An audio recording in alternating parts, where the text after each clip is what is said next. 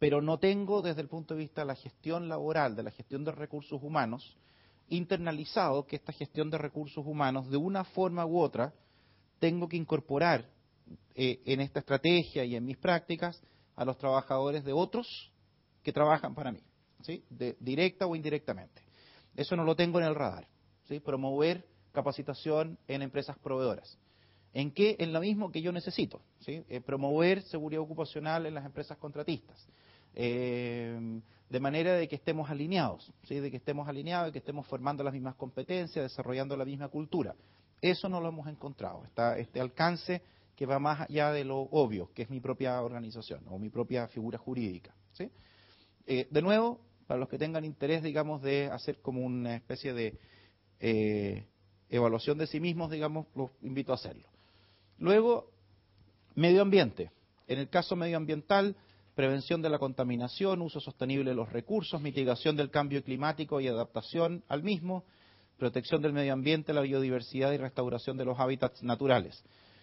Estos elementos también lo que hemos encontrado es que está contenido en la legislación ambiental, por lo menos colombiana-chilena, yo sospecho que la uruguaya también, y si es que no está plenamente contenido lo va a estar pronto, ¿sí? Porque son parámetros, digamos, que internacionalmente están en uso, y lo que hay en la norma hay un cruce con 14.000, o con la serie 14.000, de decir, tomar conciencia y hacer gestión ambiental con mejora continua, y la lógica de incluyendo los criterios de mitigación y compensación, ¿sí? Eso está presente transversalmente en este punto, es decir, tomar conciencia de mis impactos ambientales, mitigar de mis impactos ambientales negativos, digamos, tomar conciencia, mitigar todo lo que pueda y lo que no pueda mitigar, compensar, ¿sí? Y esa es la lógica de la serie 14.000 de ISO, digamos, de cualquier sistema de gestión ambiental, es la misma. Y cualquier estudio de impacto ambiental sigue exactamente la misma lógica. Toma de conciencia, mitigación al máximo que se pueda y compensación en lo que no pueda mitigar, ¿sí? Eso es la forma normal, digamos, de hacer gestión ambiental. Luego, prácticas justas de operación. Anticorrupción, que es el principio 10 de Pacto Global, que ustedes deben, digamos, seguramente conocer. Participación política responsable, competencia justa, promover la responsabilidad social en la cadena de valor, respeto a los derechos de propiedad. ¿Qué es lo que hemos encontrado en el uso, digamos, en la prospección de las empresas? Lo que tenemos sobre anticorrupción es que yo pregunto, ¿es tu empresa corrupta? Y la respuesta es no, por supuesto que no. ¿Me lo puedes demostrar? ¿Y qué medidas de prevención estás tomando de la corrupción? Pocas lo pueden hacer. ¿Has identificado dónde están tus situaciones de riesgo? Por ejemplo, contrataciones con el Estado, ¿sí? Ahí hay una situación de riesgo de corrupción. Entonces, has tomado medidas de prevención de riesgos, de donde evidentemente existe la posibilidad de que haya corrupción. Pocas lo hacen, pocas lo formalizan, ¿sí? No son suficientemente claras. Entonces, hay una presunción de buena fe de que se actúa sin corrupción, digamos, pero cuando uno pregunta, ¿y cómo esto está formalizado? ¿Qué políticas tienes dentro de la empresa? ¿Qué medidas de mitigación? ¿Hay alguna forma en que tú estés detectando riesgos que personas puedan, digamos, de manera anónima contarte, digamos, que está ocurriendo una situación de corrupción, que hay un mal uso de recursos, que hay un conflicto de intereses, etcétera? No, en general no lo tenemos, ¿sí? En general no lo tenemos. Entonces, uno dice, ¿son corruptos sus empresas? Todos van a decir no. Si yo pregunto, ¿cómo lo puedes demostrar? Van a tener debilidades para poder demostrarlo. ¿Y qué medidas concretas estás tomando para minimizar los riesgos de corrupción?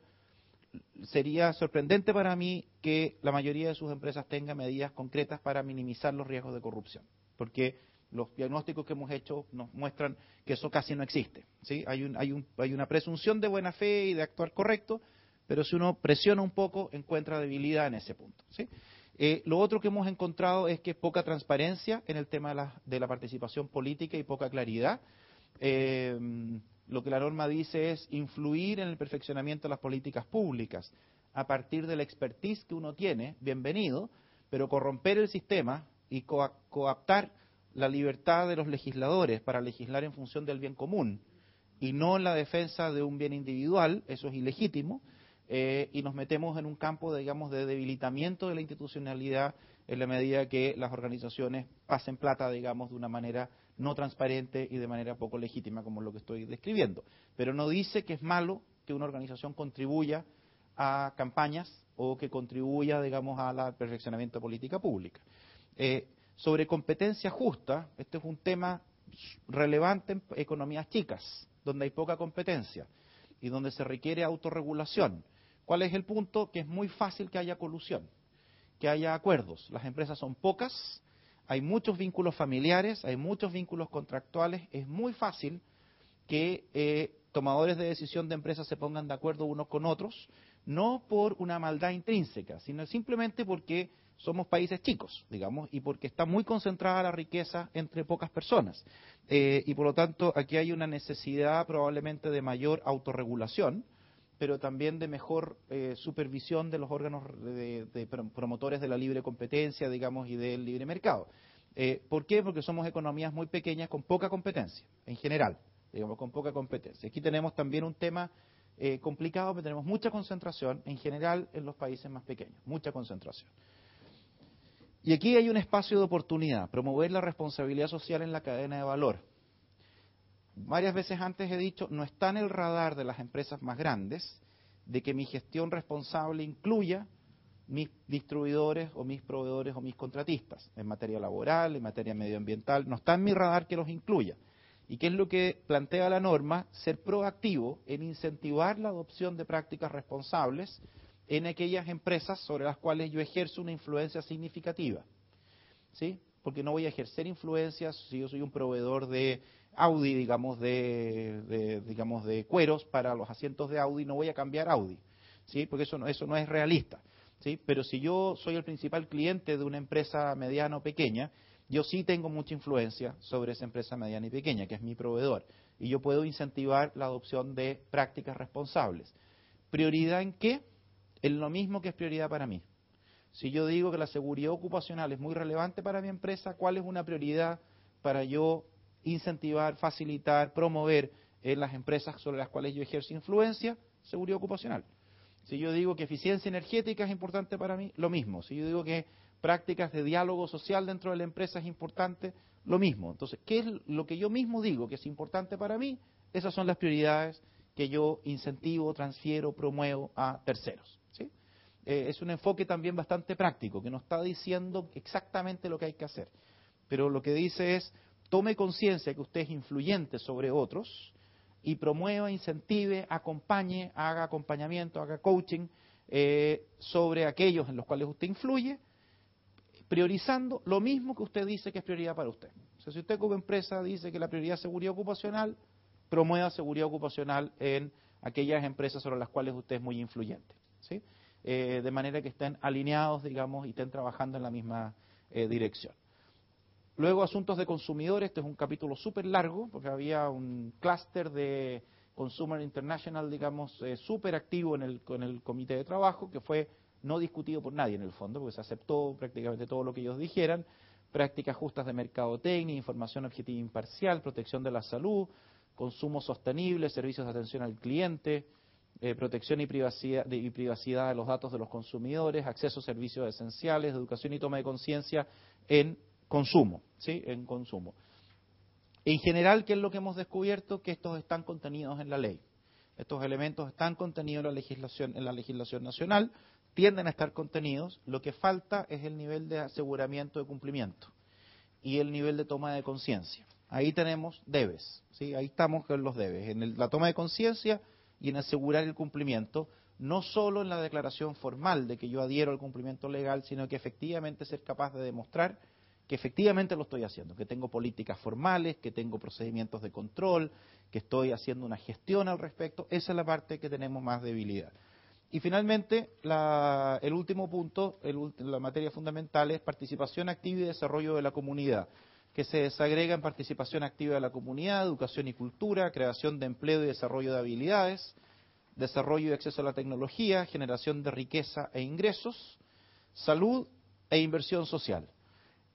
Transversalmente, en este capítulo, hay un elemento que es novedoso. En general, las empresas tienen internalizado el concepto de mitigación y compensación sobre impactos negativos. O sea, yo impacto negativamente a la comunidad, tengo que tratar de impactar lo menos que pueda y minimizar mis impactos negativos, y en lo que no pueda eliminar o minimizar, o digamos, en lo que genera impacto negativo, compensar. Y eso se ha internalizado a propósito de la gestión ambiental. Los estudios de impacto ambiental nos llevan a eso, a que sea obvio, normalmente aceptado, la mitigación y compensación sobre impactos negativos, ¿cierto? En eso nadie discute eso. Eso está como internalizado. Lo que no está internalizado es maximizar los impactos positivos. Eso no está internalizado. Eso es lo que hemos descubierto que no está internalizado en las empresas, de decir, no solo tengo impactos negativos que mitigar y compensar, pero tengo impactos positivos que puedo maximizar. Y ese último punto es lo que no está en el radar de los tomadores de decisión, maximizar los impactos positivos. Y eso es lo que está planteado en este capítulo, diría que bastante transversalmente. En general, lo que se plantea es ayudar y facilitar el acceso a la educación y la cultura, facilitar el acceso a la generación de empleo, el desarrollo de habilidades, facilitar el acceso a la tecnología, facilitar el acceso a la salud. Eso es lo que está planteado, facilitar el acceso, no reemplazar al Estado, no dar dádivas, digamos, o hacer donativos, sino que ayudar desde mi posición más grande o más poderosa, en fin, a facilitar el acceso. En el punto 9 de inversión social hay un párrafo que se refiere a la filantropía. Es el único párrafo donde aparece el concepto como de donaciones desprendidas o generosas. Y está asociado a situaciones de catástrofe, calamidad y solo por excepción. O sea, lo que se dice es la expectativa de la sociedad es que una organización ante una emergencia actúe de una manera suficientemente generosa, sin buscar beneficios, digamos, ni retornos, porque es lo que se espera que todo el mundo haga para enfrentar una emergencia que es una catástrofe colectiva, ¿sí? Es un párrafo en toda la norma que se refiere a donaciones, por decir algo, generosas, ¿sí? Es la única parte donde se utiliza la palabra filantropía, por ejemplo. Y quisiera destacar un punto aquí, que es generación de riqueza e ingresos. Ese es un punto, yo siento que es súper poderoso para efectos de las empresas. ¿Qué es lo que se dice? El mayor aporte que puede hacer una empresa en un determinado territorio es facilitar el acceso a empleos de calidad de trabajadores locales, para mí mismo o para empresas relacionadas conmigo, mis proveedores, mis contratistas. Ese es el mayor aporte que yo puedo hacer, ayudar a la generación de empleo local, pero también ayudar al encadenamiento productivo local, a dar oportunidades a los trabajadores locales y dar oportunidades a los emprendedores locales. Y sobre ese punto, ¿qué es lo que está planteado? Dice la norma, dice, la mejor forma de disminuir pobreza es a través de empleo estable y desarrollo productivo estable, es decir, que yo pueda estar encadenado en una empresa mayor y poder desarrollarme como empresa pequeña. Y en la medida que las empresas más grandes contribuyan a la generación de empleo local y encadenamiento productivo local, eso es la mejor forma de generar un impacto social positivo y además sostenible en el tiempo, ¿sí? Porque se puede proyectar más allá de tener que estar repartiendo plata, ¿sí? Entonces, ante una emergencia, probablemente el Estado tenga que repartir algún subsidio para que la gente no se muera, digamos. Pero la forma de superar pobreza es tener trabajo. O, si yo soy un empresario, tener un encadenamiento productivo que me permita crecer y desarrollarme. Y eso también está en el campo de las oportunidades para las empresas. Es decir, el ayudar a generar empleo y ayudar a generar encadenamiento productivo no solo es una actividad responsable desde el punto de vista de la organización, sino que además predice la disminución de pobreza de la manera más contundente y más sostenible, ¿sí? Más que otras prácticas, más que otro tipo de prácticas, y ciertamente más que dar una ayuda coyuntural, porque la plata se consume y no queda nada, digamos. Entonces, sí, y eso está planteado ahí. Muy bien. Y luego entramos a la cláusula 7, que es la integración de responsabilidad social en la organización, en que se proponen una serie de opciones, de alternativas, no en una lógica de sistema de gestión, de integración de responsabilidad social en la organización, y se plantean iniciativas voluntarias de responsabilidad social que se complementan con un anexo donde hay ejemplos de iniciativas voluntarias y herramientas de responsabilidad social que puedan ser complementarias. Hay un montón, digamos, una gran cantidad de herramientas complementarias. que no son reconocidas por ISO, no están siendo endosadas por ISO, diciendo estos son buenas o malas, no las juzga. Simplemente dice, aquí hay una serie de iniciativas voluntarias que en la medida que usted sienta que es pertinente para su organización, le pueden servir y pueden ser de ayuda para operacionalizar lo que está planteado en la norma en términos de acciones o expectativas, ¿sí? Que están por fuera de la norma, pero están, digamos, contenidas en el mismo documento como un anexo. Y este último punto de integración está asociado a la figura número 4, en el que está la organización que cuenta con una estrategia de responsabilidad social, planes de acción, planes de integración y planes de comunicación, en una lógica de revisión y mejora, pero esta organización que tiene una estrategia, la estrategia está en base al involucramiento con las partes interesadas. La estrategia está en función de las partes interesadas, no de la sociedad y el medio ambiente en genérico, sino que mi estrategia yo la construyo sobre la base del diálogo con partes interesadas, no con toda la sociedad, sino con las partes interesadas. Y de este involucramiento yo reconozco mi responsabilidad social, es la toma de conciencia que me lleva a tener esa estrategia que permita contribuir al desarrollo sostenible como aspiración general. Aquí el dato con que quisiera que nos quedáramos es la estrategia no se construye en función de la sociedad y el medio ambiente en general. La estrategia es una respuesta a las expectativas que surgen de mis partes interesadas con las que yo me involucro explícitamente y me estoy haciendo cargo, estoy asumiendo compromisos en función de esas expectativas, ¿sí? Que no son, de esos intereses, que no son expectativas genéricas, sino que son intereses en particular, y yo me hago cargo de ellos, y eso constituye y es la base de mi estrategia, ¿sí? No es una estrategia genérica, es una estrategia que se hace cargo de aspectos específicos. Muy bien. Ahora, en esta negociación, porque este es el acuerdo y hasta dónde llegamos de acuerdo, tuvimos algunos temas conflictivos y temas que se expresaron, digamos, como preocupación. La naturaleza de la norma, su aplicabilidad, si es muy larga, si es muy densa, si tiene un foco solo en grandes empresas, el tema de certificación, que ya Carolina lo mencionó, digamos, y el acuerdo fue poner más claro que no es para certificación, que no sea una barrera al comercio, mayor claridad, que no es la lógica que sea una barrera al comercio, que sea una barrera, digamos, que no permita a las empresas entrar a negociar o entrar a mercados. El tema del anexo, que fue planteado borrarlo por completo, de tal como que es el planteamiento de la India, que fue permanente.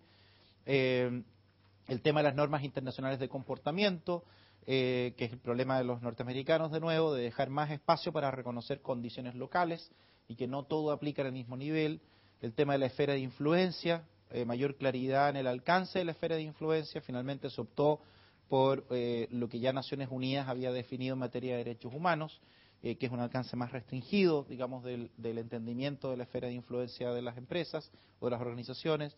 El tema de orientación sexual, que se planteó borrar referencias a no discriminación sobre esta base, finalmente no se borraron, pero se aguaron en el uso del lenguaje, quedó un lenguaje como medio ambiguo, porque se habla de relaciones interpersonales, entonces no discriminar por el estilo de relaciones interpersonales que las personas tengan, que es un lenguaje que ya había usado la OIT para estar de acuerdo con naciones musulmanas más integristas o más conservadoras, digamos. O sea, serían las naciones, había 6 países que votaban que no, solo por esta razón, todos del Golfo Pérsico, que son como, por decir algo, son como países testigos de Jehová si fuéramos en cristiano, digamos. Entonces, que utilizan el Corán literalmente y se rigen literalmente por el Corán, y sería como si nuestra sociedad fuera una sociedad mayoritariamente testigo de Jehová. Entonces, que es como, digamos, literal en la interpretación de, en este caso sería como la Biblia judío-cristiana, digamos, en ellos el Corán, y para ellos este punto era el insalvable, y por lo tanto se usó un uso del lenguaje distinto, pero que permitió que todos ellos votaran que sí. De hecho, no hay ninguna nación musulmana que esté en contra, excepto Turquía, que es la más laica de los musulmanes, digamos. Entonces, que ellos votaron en contra, y todos los otros que son más conservadores votaron a favor. y asuntos de políticas públicas, de que la ISO no se meta en el campo que es privativo del Estado, digamos que es definir las políticas de un país, etcétera.